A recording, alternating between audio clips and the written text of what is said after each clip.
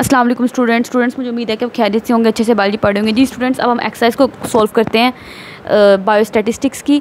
इसमें देखें, मेरा यही कहना है कि अगर आप वर्ड टू वर्ड लर्निंग कर रहे हैं, चैप्टर की एक एक चीज़ अगर आप याद कर रहे हैं, एक एक मतलब लाइन देख रहे हैं, समझ रहे हैं, तो आपको ये सारे MCQ आपके लिए बिल्कुल हलवा होंगे, आपको बिल्कुल आराम से समझ आ जाएंगे, कोई मुश्किल पेश ही नहीं आएगी। लेकिन वही अगर आप अंदर अंदर से देखेंगे कि मतलब सिर्फ यहाँ जो शॉर्ट क्वेश्चन है, ये यहाँ पे जो लॉन्ग क्वेश्चन है उसको याद कर लेंगे, तो बोर्ड वाले ऐसे नहीं करते कि सिर्फ यही वाले शॉर्ट क्वेश्चन दें। वो आजकल बोर्ड का पैटर्न और ट्रेंड बिल्कुल चेंज हो गया। उन्होंने क्वेश्चन चैप्टर के अंदर से शॉर्ट क्वेश्चन बना के देने होते हैं, ठीक है। इसे साइड बॉक्स में से भी इवन वो MCQ दे रहे हैं आजकल तो बोर्ड वाले, क्योंकि कॉम्पिटिशन बहुत ज़्यादा हो गया ना। तो इसी तरीके से लॉन्ग क्वेश्चन भी सिर्फ यही वाले आपको नहीं बोर्ड में आएंगे, आपको अंदर से वो देंगे लॉन्ग क्वेश्चन। इसलिए अगर आप एक बार चैप्टर सारा, कितना सा चैप्टर है, छोटा सा चैप्टर है, अगर आप एक चैप्टर अच्छे से याद कर लेंगे तो उसके बाद आपको कोई मुश्किल पेश नहीं आएगी। तो यही मतलब अगर आप अच्छे नंबर लेना चाहते हैं बायोलॉजी में 75/75, तो इसका एक ही हल है, हार्ड वर्क। मतलब बुक तो आपको फिर सारी याद करनी पड़ेगी, फिर ही बुक मार्क्स आएंगे। मैंने भी 9th में मेरे फुल कितने मार्क्स है, 75 में से 74। गालबन एक MCQ गलत हो गया होगा, बाकी हर चीज़ मैंने बुक का एक एक साइड बॉक्स, एक एक लाइन याद की थी अच्छे से, तो समझ के, ठीक है। रट्टा नहीं मारना, समझ के याद करनी है, तो आपको फिर ही आप ना अच्छे नंबर मतलब ले सकेंगे, ठीक है। चले अब हम MCQ को सॉल्व करने की कोशिश करते हैं। देखना, एक एक MCQ इसका सारा अंदर से ही है, बुक की लाइन में से ही है। वो कहते हैं what is the primary purpose of biostatistics, का क्या मकसद है, प्राइमरी मकसद क्या है बायोस्टैटिस्टिक्स का, हमने भी पढ़ा। बायोस्टैटिस्टिक्स होती क्या है, देखें इसमें क्या करते हैं आप, जो that applies the statistical method to biological sciences, है ना। बायोस्टैटिस्टिक्स में क्या करते हैं आप, स्टैट के तरीक़ों को बायोलॉजी में अप्लाई करते हैं, तो वही to apply the statistical method to biological sciences, ठीक हो गया। अब वो कहते हैं अगला MCQ क्या है बायोस्टैटिस्टिक्स में, which method is use to predict future outcome based on current data. Current data जो अभी हालात चल रहे हैं उसकी बुनियाद पे आपने फ्यूचर मुस्तकबिल की पेशन गोई करनी है, ठीक है। तो वो आप कैसे करेंगे, बायोस्टैटिस्टिक्स का कौन सा मेथड इस्तेमाल करेंगे, ये देखें, ये हमने बात पढ़ी है, मुझे लाइन याद आ रही है, ये देखें यहाँ पे। बायोस्टैटिस्टिक्स को हम इस्तेमाल करते हैं फ्यूचर आउटकम को प्रिडिक्ट करने के लिए ऑन द करंट डाटा, जो सूरत हालिया चल रही है उसकी बुनियाद पे आपने फ्यूचर को प्रिडिक्ट करना है कि फ्यूचर में क्या होगी, कितना इन्फेक्शन रेट मुस्तकबिल में होगा, उसके लिए बायोस्टैटिस्टिक्स को हम इस्तेमाल करते हैं ना। तो बायोस्टैटिस्टिक्स की कौन सी, वो कह रहा है कि मेथड को इस्तेमाल करते हैं एनालाइजिंग डाटा, डाटा का एनालाइज़ करके, जाहिर सी बात है डाटा का तज्जिया करोगे, एनालाइज़ करोगे, तभी आपको पता चलेगा ना इस बारे में कि फ्यूचर में क्या पेशेंट गोई होगी, फ्यूचर में क्या कितना इन्फेक्शन रेट होगा, फ्यूचर में उस बीमारी का क्या मतलब, वो बीमारी किस तरीके से बिहेव करेगी। सब कुछ एक्सपेरिमेंट डिज़ाइन करके आपको पता नहीं लग सकता, एवरेज लेके पता नहीं लग सकता, चार्ट ड्रा करके खाली पता नहीं लग सकता, ठीक है।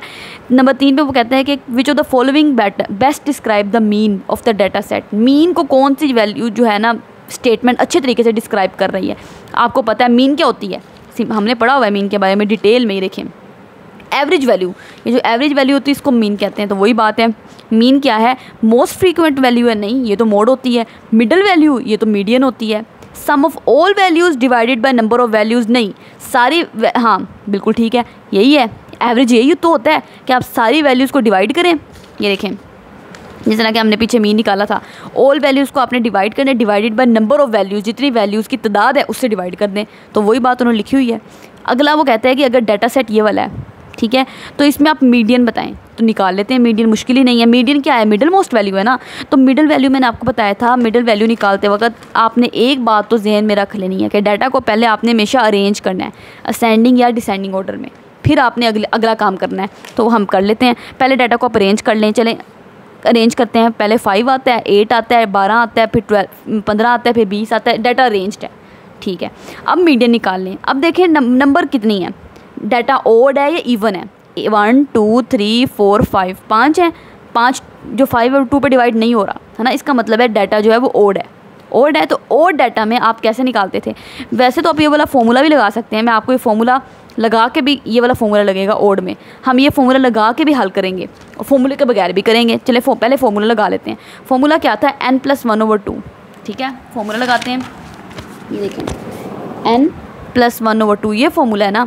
तो n क्या है, नंबर ऑफ़ वैल्यूज़, कितनी नंबर ऑफ़ वैल्यूज़ हैं, 1, ये देखें आपको नज़र आ रहा है 1 2 3 4 5 वैल्यूज़ हैं।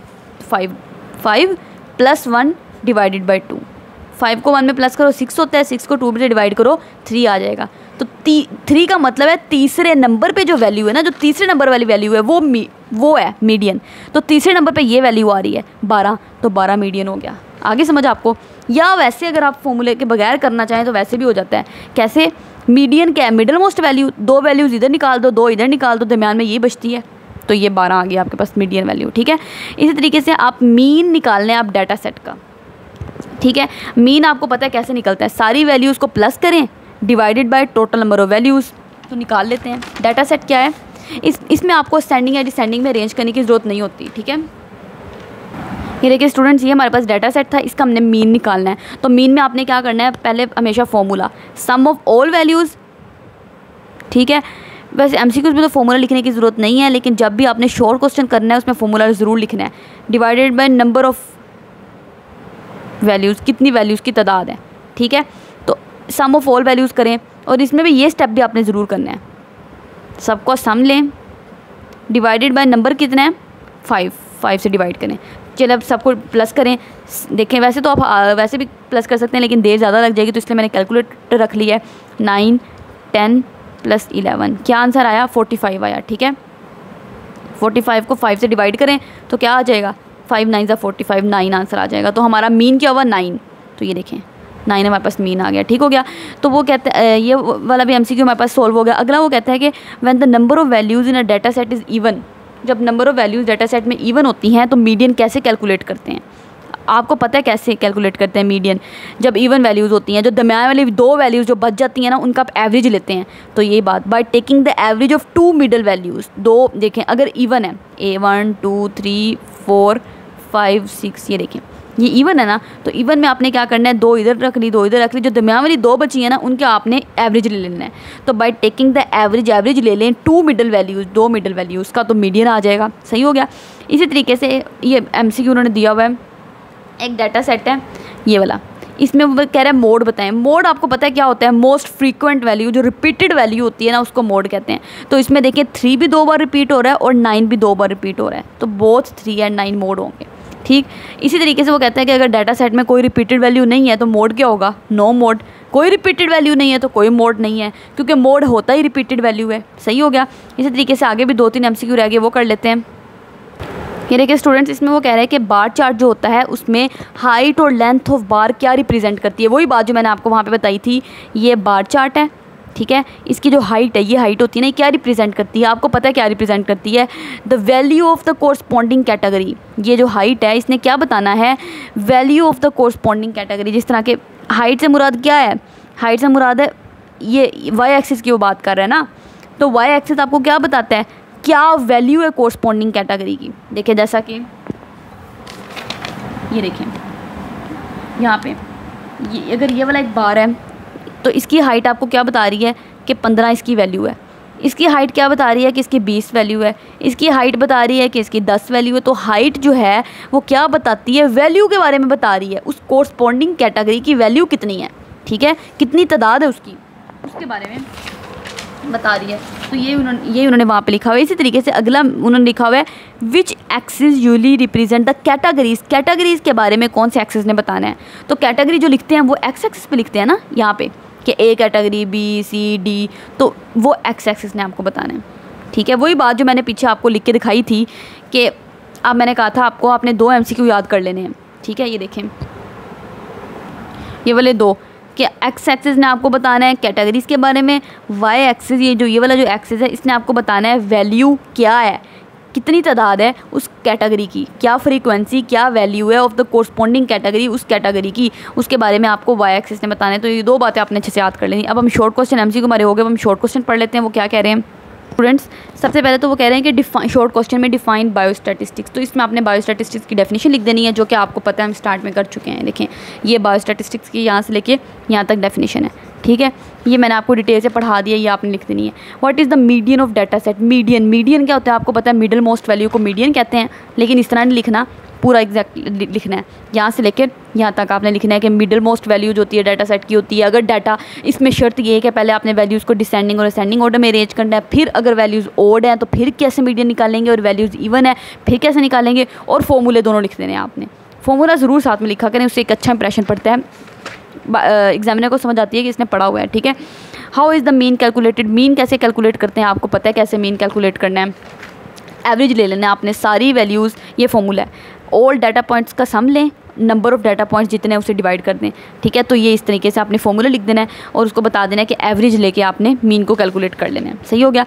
और इसी तरीके से अगला वो कहता है कि height of bar in a bar chart क्या रिप्रेजेंट करती है, हाइट, ठीक है। वही बात जो मैंने आपको वहाँ पे बार बार समझा चुकी हूँ, हाइट ने क्या रिप्रेजेंट करना है, हाइट रिप्रेजेंट करती है वैल्यू या फ्रीक्वेंसी के बारे में ऑफ द कोरस्पॉन्डिंग कैटेगरी, वो जो कैटेगरी है, ठीक है, उसकी क्या वैल्यू है, उसकी फ्रीक्वेंसी क्या है, उसके बारे में हाइट ने बताना है। और जितनी ज़्यादा हाइट होगी, इसका मतलब टालर बार, अगर एक बार लंबा है इसका मतलब है वैल्यू ज़्यादा है, और अगर वही बार छोटू सा मौजूद है तो इसका मतलब है छोटर बार का मतलब है लोअर वैल्यू, उसकी वैल्यू कम है, ठीक है। तो इस तरीके से आपने बता देना है। अगला वो कहता है कि मोड क्या है डाटा सेट में, मोड तो आपको पता है क्या होता है, मोड के बारे में आपने बता देना है। जो मोस्ट फ्रीक्वेंटली वैल्यू होती है ना डाटा सेट में, उसको मोड कहते हैं। तो ये मोड के बारे में सारी बातें आपने बता देनी इतनी, ठीक हो गया। अब हम लॉन्ग क्वेश्चन देख लेते हैं। लॉन्ग क्वेश्चन में वो कह रहे हैं कि एक्सप्लेन करें द इम्पोर्टेंस ऑफ बायोस्टैटिस्टिक्स को in the field of public health में, ठीक है। एग्जांपल्स दें, how it is use to inform public health decision, biostatistics को हम कहाँ पे पब्लिक हेल्थ के लिए इस्तेमाल करते हैं, हमारे फ़ायदे के लिए। तो इसमें आप ना सारा ये लिख सकते हैं, ये वाला सारा designing experiment and studies, biostatistics के जो भी यूजेस हैं, analysing biological data, interpreting result, predicting outcome, public health and policy making, ठीक है। इसमें सारा पब्लिक हेल्थ के बारे में बताया हुआ है कि ये देखें पब्लिक हेल्थ इंटरवेंशन में आपने इसको इस्तेमाल करना है, पॉलिसी बनाने में बायोस्टैटिस्टिक्स मदद करेगी आपकी, ठीक है। सारा मैं आपको डिटेल से पढ़ा चुकी हूँ, एक एक वर्ड हमने इसमें डिटेल में पढ़ा, क्यों कैसे, ठीक है। तो ये आपने सारा लिख देना है। आगे वो कह रहा है कि डिफरेंस बताएं बिटवीन मीडियन, मोड और मीन के दरमियान में, ठीक है। तो ये सारे डिफरेंस आपने इन तीनों के बारे में लिख देना है, मीन को डिटेल से बता दें, मीडियन को बता दें, मोड को बता दें, ठीक हो गया। अगला वो कहता है कि स्टेप्स बताने हैं आपने in creating a bar chart using Excel, bar chart को क्रिएट करने में कौन से स्टेप इस्तेमाल होते हैं यूजिंग एक्सेल। ये ना कंप्यूटर वाले आपको ज़्यादा अच्छा बता सकते हैं कि एक्सेल कंप्यूटर में ओपन करते हैं तो बार चार्ट कैसे क्रिएट होगा। तो ये आप कंप्यूटर वाले अपनी टीचर से ज़रूर डिस्कस कर लें, ठीक है। अगले क्वेश्चन हम देख लेते हैं।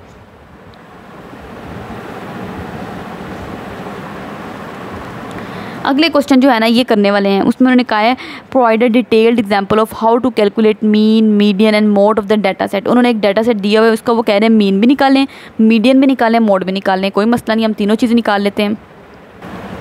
जी स्टूडेंट्स, हम इस डाटा सेट को सोल्व करते हैं। ये वही आपका लॉन्ग क्वेश्चन है। इसमें उन्होंने कहा है मीन निकालें, मोड निकालें, मीडियन निकालें। देखिए पहले हम मीन निकाल लेते हैं, ठीक है। मीन में आपको पता है क्या फॉर्मूला होता है, पहले आपने हमेशा फार्मूला ज़रूर लिखना है ताकि एग्जामिनर को पता लगे आपको फॉर्मूला आता है। Sum of all values divided by number of values, ठीक है। जितनी वैल्यूज़ हैं उन तमाम का सम लें और उसको डिवाइड करें जितनी वो तादाद में है। सारे वैल्यूज़ का सम करें, कैसे करेंगे, 12 प्लस, ये वाला स्टेप भी आपने लिखना है जिसमें आप सबको जमा करते हुए दिखा रहे हैं, ठीक है। इन सबको हम प्लस कर लेंगे, डिवाइडेड बाय कितने नंबर ऑफ़ वैल्यूज़ हैं, वैल्यूज़ की तादाद कितनी है, काउंट करें 7 है, ठीक हो गया। अब इन सबको प्लस करेंगे तो आप प्लस करेंगे तो 116 आ जाएगा। 116 को 7 से डिवाइड करें, 116 को 7 से डिवाइड करेंगे तो 16.57 आ जाएगा, ठीक हो गया। ये हमारे पास क्या होगा, मीन निकल आया। मीन इस तरीके से निकल आया, सारी वैल्यूज़ को प्लस करें, डिवाइडेड बाय जितनी वैल्यूज़ हैं उससे डिवाइड कर दें, मीन आ गया। अब हम निकाल लेते हैं मोड, ये पहले मीडियन निकाल लेते हैं, ठीक है।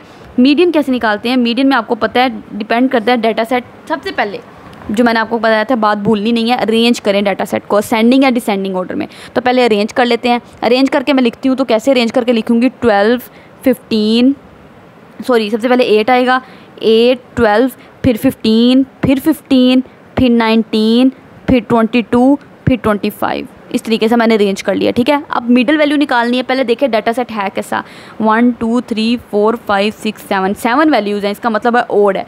ओड है तो ओड में तो कोई मुश्किल होती नहीं है, ठीक है। 3 वैल्यूज़ इधर रखें, 3 वैल्यूज़ इधर रखें, ये हमारे पास आ जाएगी मीडियन। लेकिन हमने लगाना है फॉर्मूला, क्योंकि बुक वालों ने फॉर्मूला लगाया हुआ है। तो ओड का फॉर्मूला तो बहुत आसान था, क्या था याद करें, n+1/2, ये वाला फॉर्मूला था स्टूडेंट्स, n+1/2। ये फॉर्मूला आपने लगा लेना है, ठीक है, जब आपने शॉर्ट क्वेश्चन करने हैं। n का मतलब है टोटल नंबर ऑफ वैल्यूज 7 है, 1 2 3 4 5 6 7 +1 डिवाइडेड बाई 2। 7 को 1 में प्लस करें 8 आ जाएगा, डिवाइडेड बाई 2 4 आ जाएगा।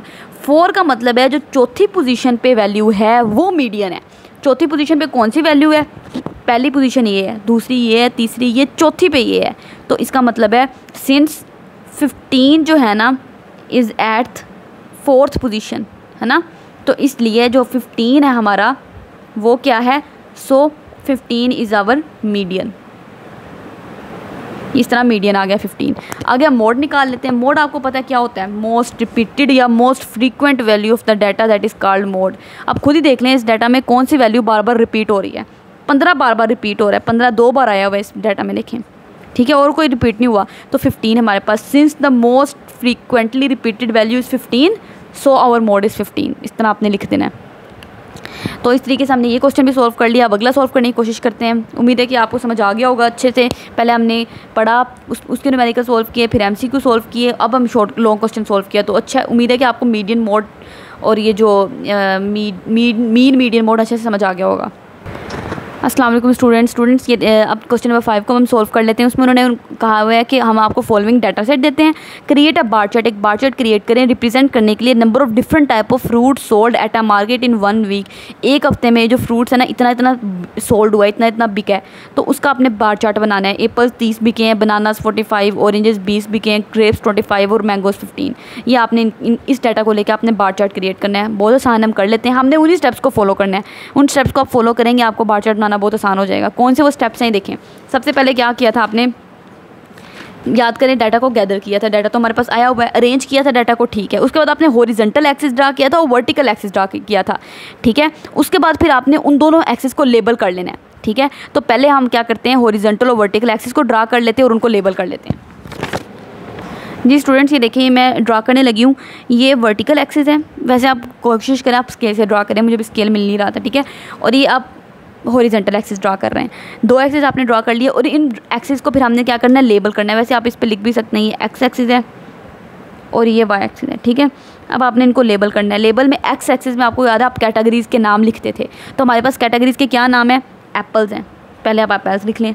उसके बाद उन्होंने जिस तरह ऑर्डर में लिखा है ना बुक वालों ने, पहले उन्होंने एप्पल्स को लिखा है तो आपने भी पहले एप्पल्स लिखने हैं। फिर उन्होंने बनानास लिखा है तो आपने बनानास लिख देने हैं, ठीक है। फिर आगे उन्होंने लिखा हुआ है बनानास, तो हम ये भी लिख देंगे। फिर ऑरेंजेस को लिखेंगे, ठीक है। फिर लिख देंगे हम ग्रेप्स को और फिर लिख देंगे एंड पे मैंगोज़ को, जिस तरह उन्होंने बुक वालों ने लिखा हुआ है। इस तरह आपने एक्स एक्सिस को लेबल कर दिया, वाई एक्सिस को लेबल करें। वाई एक्सिस के केस में आपने रेंज देखनी होती थी। देखें ज़रा आप कितनी रेंज है यहाँ पे स्टूडेंट्स। ये देखें, जो आप रेंज देखने के लिए ना आपने सबसे हाईएस्ट वैल्यू देख लेनी है। हाईएस्ट वैल्यू 45 है, तो 45 तक आपने लेके जाना है। तो आप 45, ठीक है, तो आप 10-10 का यहाँ पे इंटरवल रखेंगे ना तो वो ज़्यादा ठीक रहेगा। 5-5 का बहुत ज़्यादा हो जाएगा। 5, 10, 15, 20, 25, 30, 35, 40, 45, तो वो बहुत ज़्यादा ऊपर बार चला जाएगा। तो 10-10 का ठीक रह जाएगा, ठीक है। तो इसमें हम 10-10 का इंटरवल रख लेते हैं, ठीक है। बल्कि आप ये देखें 0, ये देखें जो एप्पल्स हैं वो कितने हैं, पहले हम इंटरवल भर के रख लें। इंटरवल रखने के लिए मैंने आपको बताया 10-10 का इंटरवल रखते हैं, क्योंकि हाईएस्ट वैल्यू 45 है ना। तो 0 के बाद आप 10 कर लें, 20 कर लें, 30 कर लें, 45 कर लें, ठीक है। और उसके बाद ये 50 चला जाएगा, सही। अब हम देखते हैं, अब हमने बार चार्ट क्रिएट करने होते हैं। बार चार्ट ड्रा करने के लिए आपने क्या करना है, एप्पल्स कितने बिके थे, 30 बिके थे एप्पल्स। कितनी तादाद में बिके थे, 30। तो आपने एप्पल्स को 30 तक लेके जाना है, ठीक है। बस 30 तक आ गए। उसके बाद जो बनानास थे वो हमारे 45 बिके थे, तो बनानास को अपने 45 तक लेके जाना है। या इन दोनों के दरमियान में तकरीबन 45 बन जाएगा ना, या तो इतना, ठीक है। और विथ आपने देखना है कि इनकी विथ जो है ना तकरीबन बराबर हो। फिर ऑरेंजेस आपके कितने बिके थे, तकरीबन 20 तक बिके थे ऑरेंजेस, तो 20 तक आप ले जाएं, ठीक है।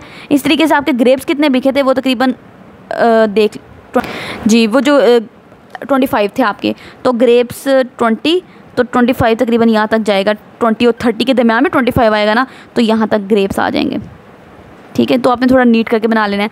और जो मैंगोज़ थे वो तकरीबन 15 थे, तो 10 और 20 के दरमियान में 15 आ जाएगा, ठीक है। तो इस तरीके से, और आपने ना इक्वल स्पेस के साथ बनाने हैं, मतलब इक्वल विथ होनी चाहिए, ये जो विथ है, ठीक है, ये सबकी इक्वल हो। तो इस तरीके से, और इसको बाद खूबसूरत दिखने के लिए इसको ऐसे लेबल कर सकते हैं। तो इस तरीके से हमने बार चार्ट क्रिएट कर लिया। तो ये देखिए कितना आसानी से हमारा बार चार्ट क्रिएट हो गया। बस आपने उन स्टेप्स को फॉलो करना है, ठीक हो गया। और उसके बाद आपने यहाँ पे लेबल कर देना है, ये कैटेगरीज़ हैं और ये कैटेगरीज़ की कोरस्पॉन्डिंग वैल्यूज़ हैं। ये लेबल हमने पहले कर दिया है। तो इस तरीके से ये लास्ट वाला क्वेश्चन भी हमारा सोल्व हो गया। उम्मीद है कि आपको अच्छे से समझ आ गया होगा। इसी तरीके से हमने पूरी बुक अल्हम्दुलिल्लाह कंप्लीट कर ली। वर्ड टू वर्ड लर्निंग हमने एक बुक की मैंने अपनी पूरी कोशिश की कि मैं एक एक कॉन्सेप्ट आपको समझाने की कोशिश करूँ। जो स्टूडेंट कोई फ़ीस अदा नहीं कर सकता या कोई कॉन्सेप्ट अगर फ़ीस अदा करता है, क्लास में चला जाता है, उसको क्लास में सर की समझ नहीं आती और वो इसलिए क्वेश्चन नहीं पूछता कि बच्चे हंसेंगे तो मेरा मजाक उड़ेगा, तो आप काइंडली मुझसे कमेंट सेक्शन में क्वेश्चन पूछें। मैं बगैर जज किए आपको हर चीज़ का रिप्लाई करने की कोशिश करूँगी। और इसी तरीके से आप हमारे चैनल को काइंडली सब्सक्राइब करें, अपने फ्रेंड के साथ भी शेयर करें। अल्लाह हाफिज़।